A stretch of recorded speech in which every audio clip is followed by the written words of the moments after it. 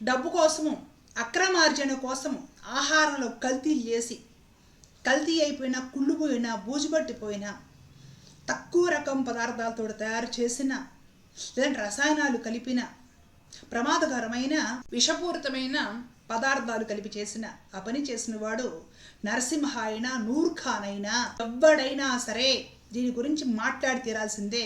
దీనికి మతంతో పని లేదు. ఇది సామాజిక పరమైన భద్రతకు సంబంధించిన విషయం. మొన్న ఒక వీడియో అప్లోడ్ చేయడం జరిగింది. జియాగూడ కుల్సుంపుర పరిధిలో అబ్దుల్ రషీద్ అనే 72 సంవత్సరాల వ్యక్తి కుళ్ళిపోయిన కూరగాయలు, కుళ్ళిపోయిన కోడిగుడ్లు, కల్తీ నూనె, కల్తీ మైదా అన్ని వాడి అపరిశుభ్రమైన వాతావరణంలో సమోసాలు తయారు చేసి బేకరీలకి, చుట్టుపక్కల హోటల్స్కి, చిరు వ్యాపారాలకి విక్రయిస్తూ ఉంటే పోలీసులు పట్టుకుని తీసుకెళ్ళి లోపలేశారు. ఇప్పుడు ఇదే పని నరసింహ, నరేష్ ఈ హిందూ బంధువులు కూడా చేశారు. కాస్త ఆ కథను కూడా తెలుసుకునే ప్రయత్నం చేద్దాం. కల్తీ పచ్చళ్ళ గోడౌన్పై హైదరాబాద్ కుల్సుంపుర పోలీసులు ఆకస్మిక దాడులు నిర్వహించారు. రసాయనాల కోసం వినియోగించిన ప్లాస్టిక్ డ్రమ్ముల్లో పెద్ద మొత్తంలో బూజు పట్టి ఉన్న పచ్చళ్ళ నిల్వలను గుర్తించారు. 78 డ్రమ్ముల బూజు పట్టిన పచ్చళ్ళు, 1 డ్రమ్ము అల్లం వెల్లుల్లి పేస్టు, తూకం మిషన్లను సీజ్ చేశారు. ఈ కేంద్రాన్ని నిర్వహిస్తున్న 2 నిందితులను అరెస్టు చేశారు. పోలీసుల కథనం ప్రకారము ఎన్ నరసింహ 54 సంవత్సరాలు, ఎన్ నరేష్ 45 సంవత్సరాలు సోదరులు. వీళ్ళిద్దరూ కలిసి జియాగూడ వెంకటేశ్వర నగర్లో గత కొంతకాలంగా పచ్చళ్ళ తయారీ విక్రయాల వ్యాపారం నిర్వహిస్తున్నారు. బుధవారము పోలీసులు సోదాలు నిర్వహించగా ఎలాంటి అనుమతులు లేకుండా అత్యంత అపరిశుభ్ర వాతావరణంలో పచ్చళ్ళు తయారు చేసి నిల్వ చేస్తున్నట్లు గుర్తించారు. కుళ్ళిపోయిన కూరగాయలు, నాణ్యత లేని మసాలాలు, నూనెలు, ఇతర ముడి పదార్థాలను ఉపయోగిస్తూ పచ్చళ్ళను తయారు చేస్తున్నట్లు తేలింది. వీరు స్థానిక దుకాణాలకు తక్కువ ధరకు విక్రయిస్తూ అక్రమార్జనకు పాల్పడుతున్నట్లు విచారణలో స్పష్టమైంది. మన హిందూ బంధువులు, కట్టర్ హిందూ బంధువులు ఇప్పుడేమంటారు? ఇకనైనా మారండి. ధర్మము ధర్మముగా, అధర్మము అధర్మముగా గుర్తించి, గమనించి సరిదిద్దుకునే ప్రయత్నం చేయాలి. తప్పు అబ్దుల్ చేసినా, అనంతకృష్ణయ్య చేసినా తప్పేనైనా వీళ్ళు చేసే పనులకి చచ్చిపోయేది సాధారణమైన మనుషులు. వీళ్ళు చేసే పనులకు చచ్చిపోయేది పిల్లలు. పచ్చళ్ళు ఎక్కువగా, ఊరగాయలు ఎక్కువగా నోరు ఊరిపోయేలాగా తినేది హిందూ బంధువులే. పచ్చడులు, ఊరగాయలు లేకపోతే ముద్ద దిగదు హిందూ బంధువులకి.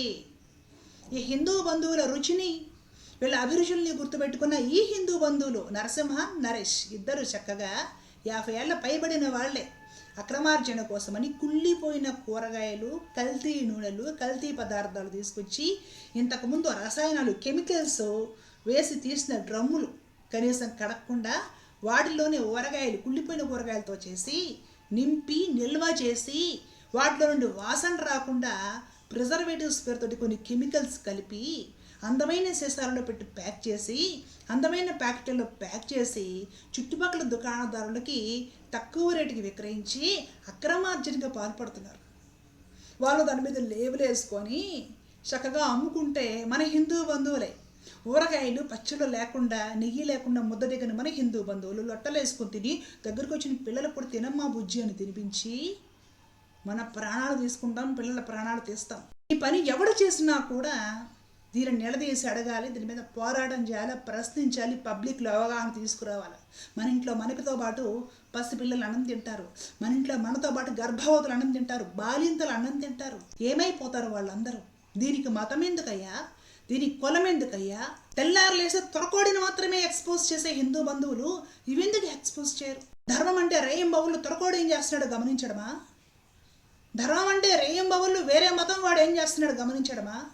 మన ఇంటి దొంగలు ఏం చేస్తున్నారో గమనించక్కర్లేదా? మన ప్రాణాలు మన ఇంటి దొంగల వల్లే పోతున్నప్పుడు, మన పిల్లల ప్రాణాలు మన ఇంటి దొంగల వల్లే పోతున్నప్పుడు, ఫుడ్ పాయిజన్ అయ్యి, పొల్యూట్ అయ్యి, గర్భవతులు, బాలింతలు, పిల్లలు చచ్చిపోతున్నప్పుడు మన ఇంటి దొంగల్ని మనం అడిగే పని లేదా? హిందూ బంధువులే కొందరు దుర్మార్గులు స్వార్థపూరిత ప్రయోజనాల కోసం, అక్రమార్జన కోసం చేస్తున్న ఈ ఫుడ్ కల్తీ గురించి ముస్లిమ్స్ వాళ్ళ ఒక 50-100 ఛానల్స్లో, ఇన్స్టాగ్రామ్లో, ఫేస్బుక్లో బీభత్సంగా ప్రచారం చేసి వీళ్ళు మన ముస్లింలను చంపడానికి తయారయ్యారు అని కానీ గొడవ చేస్తే మనం ప్రశాంతంగా తిరగలుగుతామా భారతదేశంలో? ఆలోచించండి ఒకసారి. కేవలం ముస్లిం మాత్రమే ద్రోహి, కేవలం క్రిస్టియన్ మాత్రమే ద్రోహి, హిందువులు మొత్తం కూడా చాలా పవిత్రమైన వాళ్ళు, మహాపతివ్రతలు. ఇలాంటి ఉన్మాదంలో ఉన్న వాళ్ళు ఒకసారి ఆలోచించండి.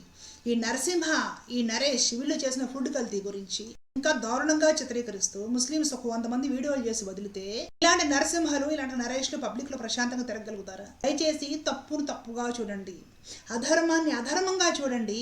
ధర్మం ఎవరు చేస్తా మెచ్చుకోవాలి, అధర్మం ఎవరు చేస్తా సరే దాన్ని ప్రశ్నించాలి, ఆపే ప్రయత్నం చేయాలి, అణిచివేసే ప్రయత్నం చేయాలి.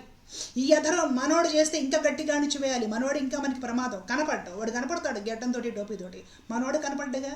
మన నరసింహ కనపడ్డు, అది 100 భాష అయితే కనపడతాడు. కానీ ప్రమాదం ఎవరికి? మనకే ప్రమాదం, మన పిల్లలకి ప్రమాదం. ఇలాంటి పచ్చళ్ళు, ఇలాంటి కల్తీ కలిపిన పాలు, ఈ కల్తీ ఆహార పదార్థాలు తిని గర్భవతులకు ప్రమాదం. దయచేసి విషయంగా అర్థం చేసుకుందాం. మనం భారతీయులుగా బ్రతుకుదాం. ఆరోగ్యవంతమైన నైతిక విలువలతో కూడిన సమాజాన్ని సృష్టించుకుందాం. అందుకోసం కృషి చేసే వాళ్ళందరికీ స్వాగతం. జై హింద్.